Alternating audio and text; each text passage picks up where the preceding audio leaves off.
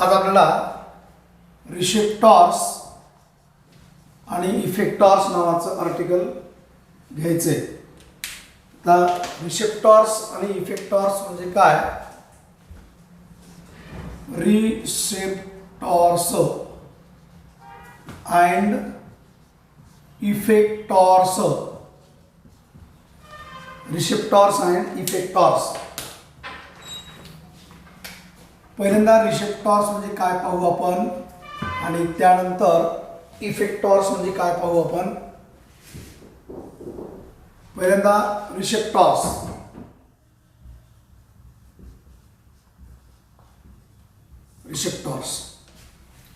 Receptors are sensory organs. What are sensory organs? Sensory organs are the organs in which stimulus converted into impulse. शरीराच्या ज्या ऑर्गनमध्ये स्टिम्युलसचं रूपांतर इम्पल्समध्ये होतं त्या ऑर्गनला म्हटलं जातं रिसेप्टॉर ऑर्गन किंवा sensory organ. According to the type of stimuli or collection of the stimuli, receptors are classified into two types: external receptors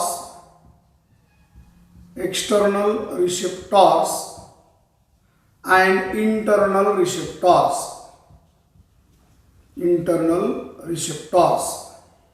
तर पहिल्यांदा एक्सटर्नल रिसेप्टॉर्सची माहिती आहे का? External receptors are those sensory organs receive sensory impulses from external stimuli or from surrounding environment.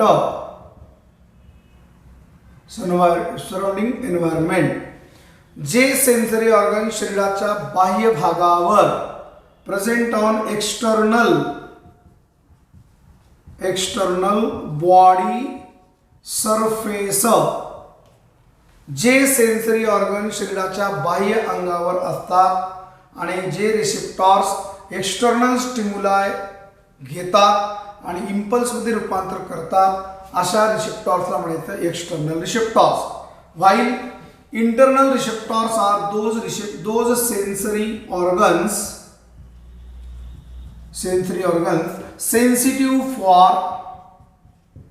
sensitive for internal stimuli inside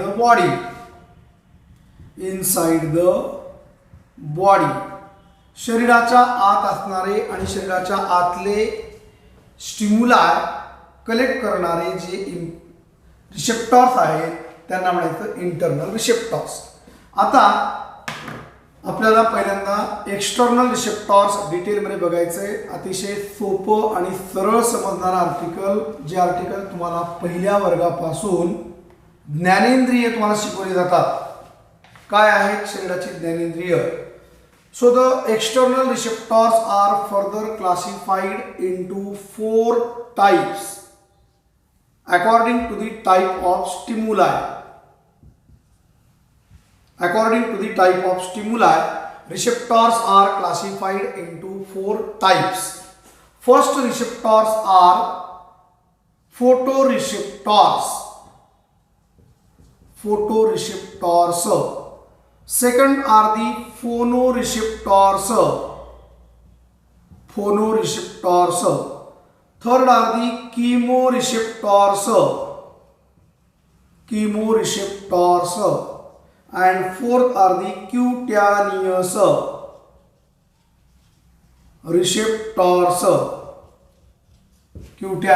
receptors. So the photoreceptors, इथं photo शब्द महत्वाचा आहे. इथं फोनो शब्द महत्त्वाचा आहे, इथं कीमो शब्द महत्त्वाचा आहे आणि इथं क्युटॅरियस शब्द महत्त्वाचा आहे. पण हे सगळे रिसेप्टॉर्स जे आहेत ते एक्सटर्नल स्टिम्युलाय घेतात, बाह्य शरीराच्या बाह्य अंगावर असतात आणि बाहेरचे स्टिम्युलाय घेतात आणि इम्पल्सेसमध्ये रूपांतर करतात. यांना म्हणायचं एक्सटर्नल स्टिम्युलाय और external रिसेप्टॉर्स. Photoreceptors are the external receptors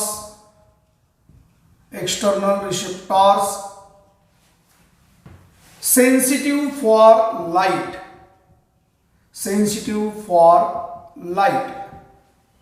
These are present in our eye in the form of retina.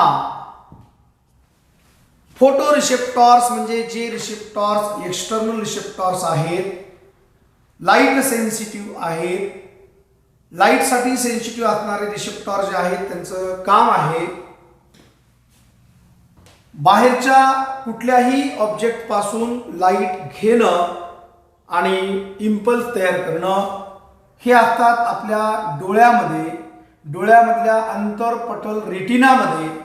म्हणजे these photoreceptors are present in our eye in the form of retina.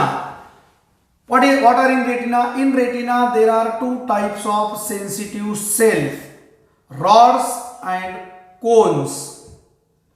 Rods are sensitive for night vision. रात्रीच्या वेळेस जे आपल्याला समोरचं दृश्य दिसतं त्याच्यासाठी महत्त्वाच्या सेल्स म्हणजे rods. And cones are sensitive for bright vision for different kinds of lights in daytime. दिवसभरामध्ये सगळ्या प्रकारच्या कलरसाठी असणारे सेन्सिटिव्ह सेल्स कोणत्या, तर त्या असतात रेटिनामधल्या कोन्स नावाच्या पेशी. Rods take feedback of vitamin A to produce rhodopsin. एक रॉडॉप्सिन नावाचा फोटोपिगमेंट आपल्या रॉड्स नावाच्या पेशीमध्ये तयार होतो. जर ऑब्जेक्ट मधली लाईट आपल्या रेटिनावर आली आणि तिथं ऍक्शन पोटेन्शियल जनरेट झालं की या रॉड्स नावाच्या पेशीमधल्या ज्या व्हिटॅमिन एचं फीडबॅक घेतात, रॉडॉप्सिन तयार करतात आणि ते दृश्य आपल्याला रात्रीच्या वेळेस क्लिअर होतं. Cones are sensitive for bright vision and secrete iodopsin, and iodopsin is responsible for color vision in daytime. If rods become insensitive or less sensitive, we are suffering from night blindness. And if there is deficiency of vitamin A, which is feedback of rods, the person suffering from night blindness. If cones are deficient in our retina, the person suffering from color blindness, hereditary disease or inherited disease from generation to generation.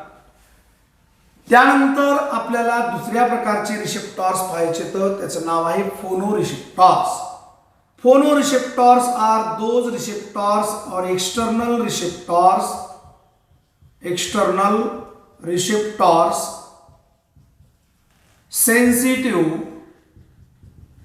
For different kinds of sounds. वेगवेगळ्या आवाजासाठी sensitive असणारा आपला जो sensory organ आहे त्याचं नाव आहे phonoreceptors. These phonoreceptors are our ears. In our ear there is cochlea. Cochlea is actual sensory organ in our ear and which is sensitive for different sounds in surrounding environment. बाजूच्या वातावरणामध्ये जे काही आवाज निर्माण होतात त्या आवाजाचं सेन्सेशन तुमच्या कानामधल्या कॉक्लियापर्यंत जातं आणि ते मेंदूपर्यंत गेल्यानंतर त्याचं डिटेक्शन होतं तो साऊंड कशाचा आहे. So phonoreceptors are the external receptors sensitive for different kinds of sounds, and these phonoreceptors are present in our ears in the form of cochlea for different sensitive for different kinds of sounds in surrounding environment. Surrounding environment मधल्या वेगवेगळ्या आवाजासाठी sensitive असणारा sensory organ म्हणजे आपला year. ह्या इयरच्या आत आपण जर गेलो तर कॉक्लिया नावाचा पार्ट दिसतो. त्या कॉक्लिया नावाच्या पार्टला ॲक्च्युअल सेन्सरी ऑर्गन म्हटलं जातं आणि तो सेन्सिटिव्ह असतो वेगवेगळ्या आवाजासाठी. जो आवाज बाहेरच्या वातावरणामध्ये तयार होतो त्याला म्हणायचं phonoreceptors. Then chemoreceptors. Chemoreceptors are those external receptors sensitive for different chemicals. वेगवेगळ्या केमिकल्ससाठी सेन्सिटिव्ह असणारा जो सेन्सरी ऑर्गन आहे किंवा जे सेन्सरी ऑर्गन असतात त्यांना म्हणायचं chemoreceptors. Chemoreceptors are the external receptors sensitive for different kinds of chemicals, and these chemoreceptors are present in two forms. Number 1, gustatoreceptors and olfactory receptors. पहिल्यांदा गस्टॅटोरिसेप्टॉर्स काय आहे. Gustatoreceptors are those receptors present on our tongue in the form of taste birds. जिभीवर आपल्या वेगवेगळ्या प्रकारच्या taste birds असतात and these test buds are sensitive for taste of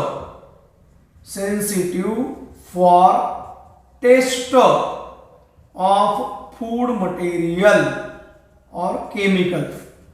food म्हणजे काय. फूड म्हणजे एक प्रकारचे केमिकल्स. या अन्नाची चव आपल्याला जिभीवरच्या वेगवेगळ्या प्रकारच्या टेस्ट बर्ड्समुळे आहे. म्हणून टंग हे एक प्रकारचं chemoreceptors आहे ज्याला सायंटिफिक लँग्वेजमध्ये गस्टॅटोरिसेप्टॉर्स म्हटलं जातं. Gustatoreceptors are those chemoreceptors which are present in the form of taste buds on tongue, and these are sensitive for different kinds of taste of food material. Then olfactory receptors. Olfactory receptors are those receptors which are present in our nose in the form of nasal mucosa. Olfactory receptors म्हणजे आपल्या नाकामध्ये असणारे रिसेप्टॉर्स जे नाझल म्युकोसाच्या form मध्ये असतात आणि जे sensitive आहेत. Sensitive for different kinds of smell in environment. वातावरणामध्ये तयार होणाऱ्या वेगवेगळ्या स्मेलसाठी सेन्सिटिव्ह असणारे जे रिसेप्टॉर्स आहेत ते रिसेप्टॉर्स म्हणजे आपले ऑल्फॅक्टरी रिसेप्टॉर्स जे नोजमध्ये नाझल म्युकोसाच्या फॉर्ममध्ये असतात ज्याला ऑल्फॅक्टरी रिसेप्टॉर्स असं म्हटलं जातं. Olfactory receptors are those receptors which are present in our nose in the form of nasal mucosa and sensitive for different kinds of smells in environment. वेगवेगळ्या प्रकारच्या वासाचं ज्ञान आपल्याला नाकामुळे मिळतं आणि नाकामध्ये जो नाझल म्युकोसा आहे त्या नाझल म्युकोसाला ॲक्च्युअल सेन्सरी ऑर्गन म्हटलं जातं आणि ते आहेत ऑल्फॅक्टरी रिसेप्टॉर्स. त्यानंतर तुम्हाला सांगतो मी क्युटॅनियस रिसेप्टॉर्स काय आहेत. Cutaneous receptors are those receptors, external receptors